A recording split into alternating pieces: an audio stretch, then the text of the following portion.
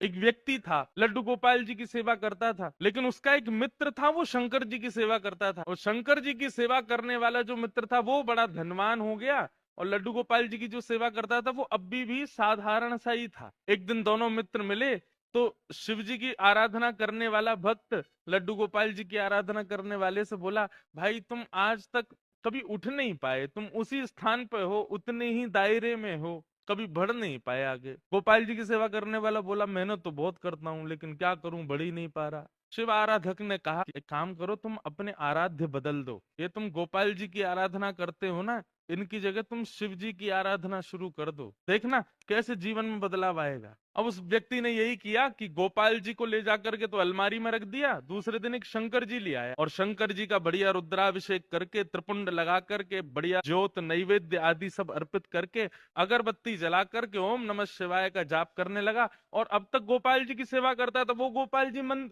अंदर बैठा दिए एक अलमारी में, उनकी सेवा बंद, ओम नमः शिवाय का जाप करने लगा।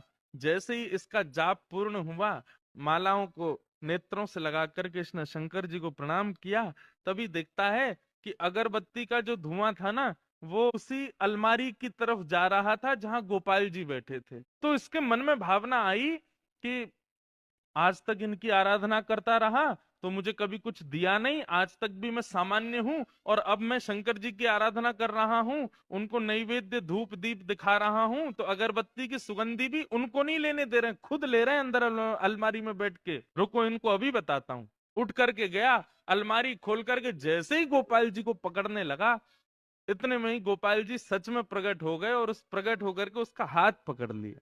जैसे ही गोपाल जी प्रकट हुए, उस भक्त ने कहा, बोले भगवान आप प्रकट हो गए? बोले हाँ प्रकट हो गए।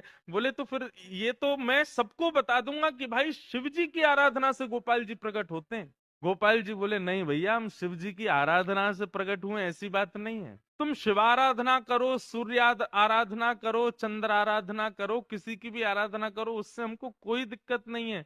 लेकिन आज हम प्रकट किस लिए हुए ये ध्यान से सुनना। आज तक तुमने केवल हमको अष्ट धातु की एक मूर्ति समझा था, तुम्हारे मन में कभी ये भावना नहीं आती थी कि इनकी आंखें भी हैं, इनकी नाक भी है, इनकी जीभ भी है, इनके कान भी हैं, इनकी त्वचा भी है, इनके हाथ पैर भी हैं। परंतु आज जब वो अगरबत्ती का धुआं सहज ही मेरी तरफ आ गया, तो तुम्हारे मन में ये भावना आई कि अगरबत्ती की सुगंधी मैं ले रहा हूं, मतलब मैं जड़ नहीं हूं, मैं चैतन्य हूं। वास्तव में शिव आराधना ने मुझे प्रकट नहीं किया, तुम्हारे हृदय में जो चैतन्यता का भाव मेरे प्रति आया है उसने मुझे प्रकट किया है।